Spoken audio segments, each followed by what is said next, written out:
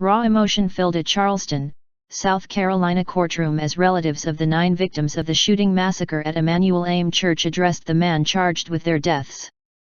"You took something very precious from me. I will never talk to her ever again. I will never be able to hold her again," 70-year-old Ethel Lance's daughter told an impassive Dylann Roof.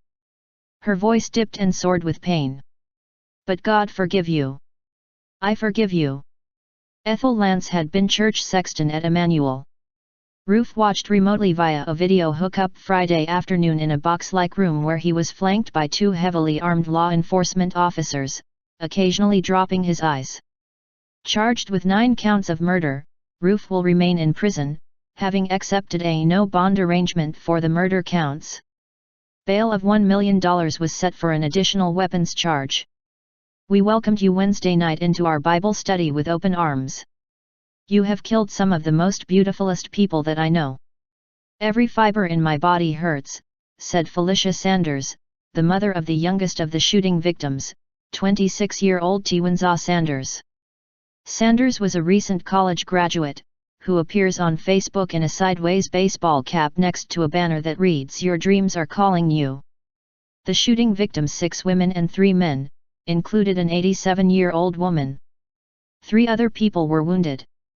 A relative of one of the victims said that Roof, who is white, told the study group, who were all black, that "You've raped our women and you're taking over the country.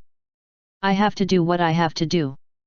Roof, 21, was arrested in neighboring North Carolina Thursday as he fled by car. His next court appearance will be in October. Federal authorities announced Friday they are investigating the killings as a possible act of domestic terrorism, as well as a hate crime, from all angles, a Department of Justice spokesman said. South Carolina Governor Nikki Haley told NBC's Today Show early Friday that she would prefer to see Roof tried on state charges and believed state prosecutors should pursue a death sentence. However, Charleston Mayor Joseph Riley, speaking at a news conference later Friday, said, "I'm personally not a proponent of the death penalty. I think it collectively over time adds to violence," Riley said.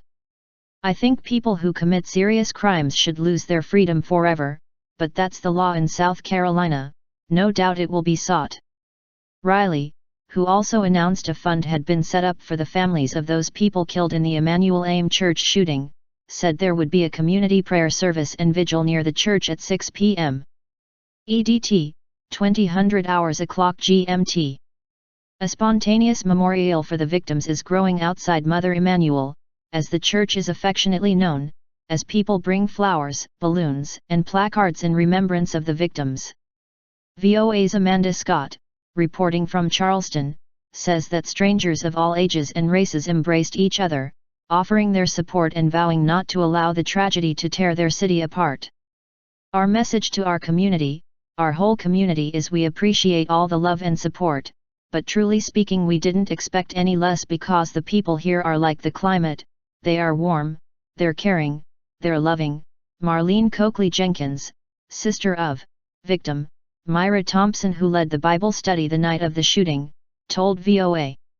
The shooting marks one of the most notorious attacks on a black church in the South since the 1963 bombing of the 16th Street Baptist Church in Birmingham, Alabama, which killed 4 girls and helped galvanize the U.S. civil rights movement. The bombing was tied to the Ku Klux Klan. Emanuel AME Church was founded in 1816 after splitting from the city's White Methodist Episcopal Church, making it one of the oldest African American congregations in the southern United States.